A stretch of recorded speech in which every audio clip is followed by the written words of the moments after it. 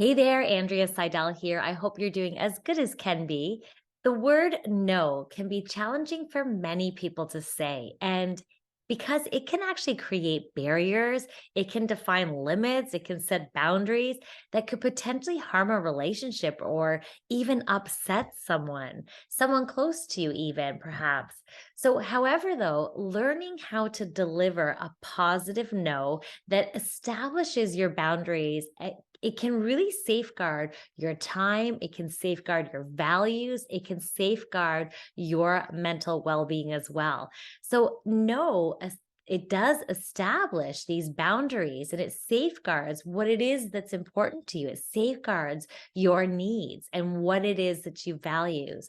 And it's really important, especially with loved ones, with people close to us. And so in the book, The Power of a Positive No, William Rye offers so many insights and strategies for delivering a positive no that can actually strengthen our relationships, that can actually help us with healthy boundaries, that can help us so that we can have healthy relationships, not just with other people, but also with ourselves. So, to deliver a positive no, it's essential to first understand the underlying yes. So, what are you saying yes to? I love this approach that he talks about in his book about before saying no, you want to take a moment to reflect on what it is that you truly want, what it is that matters to you, and what's important to you. And why is it important? Because once you establish this, it's like, what are you saying yes to? And what is it that you value? That'll help you really closely, help you with a positive no. It's going to help you think, okay, what am I saying yes to that's then helping me create a positive no? So, by understanding these underlying intentions or really knowing what you're saying yes to, what's the underlying yes, it'll help you so you can communicate boundaries with conviction, so you can communicate with clarity. So, a positive no is not about being against someone or about putting pressure on someone else, but instead it's motivated by your deeper desires, by your deeper yes. So, for example, if you want to say yes to having morning walks, well, then, when you want to have them every morning at 8 a.m., then you're going to have to say no to certain things that might creep into that 8 a.m. time slot. So, by having a strong conviction, like every morning at 8 a.m., I go for a walk with my dog, what you're saying yes to and what you value, it's going to help you so you can have a more positive no. So, you can create that boundary. As a really great plan for yourself. Isn't that amazing? So to deliver a positive no, it's essential for us to understand what is underlying it. What is the underlying yes? What are we saying yes to? What do we value? And what is it that we really want and what matters to us most? So that's one of the first steps that I love that he talks about within his book. But then another element here is a plan B is actually crucial in our ability to say no. And in order to have a positive no, we want to have a plan B.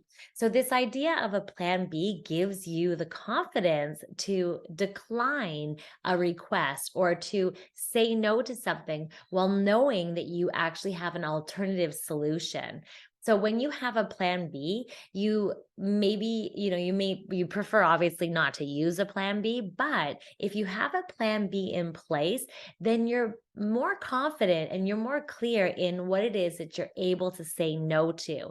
And your no, the no, will feel more empowered. It's going to feel like you have a backup plan in place if that doesn't follow through.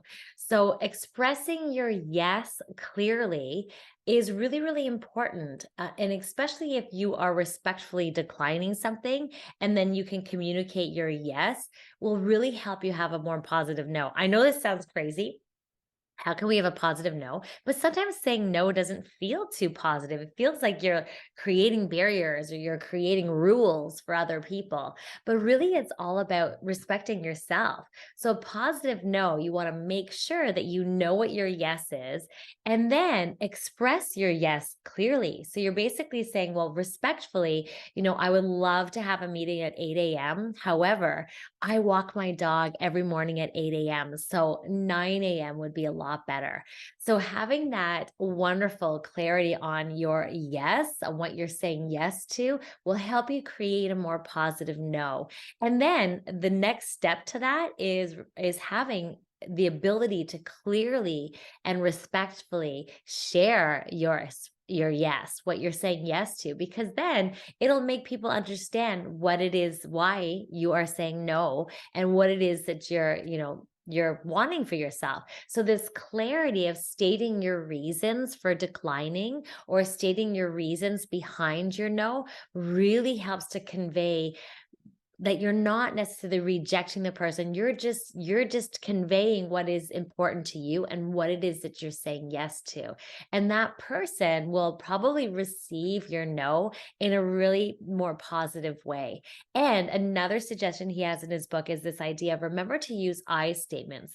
And that way you're owning your feelings. Like, I really would love to be able to have that meeting at 8 a.m. However, I value my time with my dog at 8 a.m. and I have this ritual where I walk my dog every morning at 8 a.m.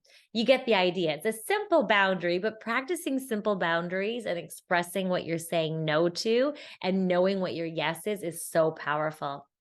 And then he does talk about this idea about have a plan B in place. So if someone doesn't respect your no, um, and you want to have something as a backup plan, you want to say, if this happens, then I will do this, or if this happens, then I will follow up with this, or say this. So you have a backup plan in place. Ideally, you would love to have someone. So let's go with the example I've been using. So if, someone really needs an 8 a.m. meeting, have a backup plan. So obviously, like, okay, yes, I love my dog walking at 8 a.m. So maybe a backup plan is if someone really needs that time slot, well, then maybe I flip my dog walking to 9 a.m., but only if they cannot accommodate that 9 a.m. So you're creating almost like a plan B. And so that helps you still with the clarity and conviction with what it is that you're saying no to by knowing your yes and then also having a plan B in place. And I find that that's so powerful. All right. So, lastly, asserting your underlying intention with conviction while maintaining a respectful tone and portraying what it is that you want to portray, it really does leave room for, more opportunities in the future, more respect, and people honoring your positive no. It also leads to feelings of mutual respect. And so asserting yourself with clarity and intention and conviction, but also maintaining a respectful tone is so crucial. And he talks about this in his book. And that this approach allows you to express your needs, express your boundaries without shutting someone else down, without, destroying the possibility of future connections or collaboration. So being respectful when you are communicating your no is a positive no. And that makes sense, right? Because who everyone wants to be talked to with, conviction and clarity. And so this idea is we also want to be aware of our tone and be aware of what it is that we're saying and how we're saying it and conveying it. So the key takeaways from this amazing book is basically The Power of No by William Rye, The Power of a Positive No, rather, by William Rye. Such a good book. And I found that the key takeaways were for me, the ability to say no is essential in today's world. And we want to learn how we can deliver a positive no so that we can maintain healthy relationships, so we can maintain our own well-being and safeguard our own mental health. So it becomes essential to know that we need to say no at times and that it's really essential in today's world. The other thing that I took away that before saying no, we want to take a moment to really reflect on what we truly want. What is it that matters most to us? And why is that important? And taking that moment and having that reflection will really help lead us to our underlying yes, of the intention that underlies our interests and why it is we are saying no to other things. So we value respect and we really want respect in our life and we feel like we have the right to have respect. Then what are we saying yes to? We're saying yes to respect. We're saying yes to nice tones of voices. We're saying yes to, what are all those things you're saying yes to? And then that helps you take that moment of reflection to know what it is that you truly want, what really matters to you, and why. And then that'll help you so that you can clearly come up with your positive no. Also, it's essential to have this backup plan or a plan B that can help protect yourself and it can help give you the confidence to say no when necessary because you know you have a backup plan just in case it doesn't go the way you'd like it. The other thing that I took away too is that expressing your yes clearly and concisely and respectfully is really important, especially when declining a request or when exercising your boundaries. He does suggest using these I statements so that you can address your feelings, so you can address your needs and what it is that you want for yourself in clear I statements, owning it for yourself. Another key takeaway that I took was remember that a positive no is an amazing boundary that can protect your well being. This positive no is so important and is actually a gift that you can give yourself. And it's a gift that's honoring your authenticity, honoring your needs, honoring what's important to you, and it'll prioritize your well being. So remembering that a positive no is not only a boundary that protects your well-being, it also connects you to your true needs and authenticity of what's important to you.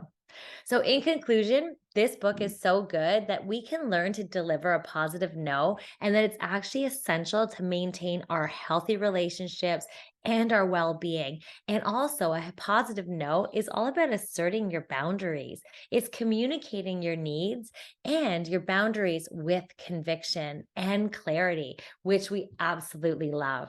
And this can all build trust and understanding with the people around us and all the people that we're interacting with, even when we're saying no.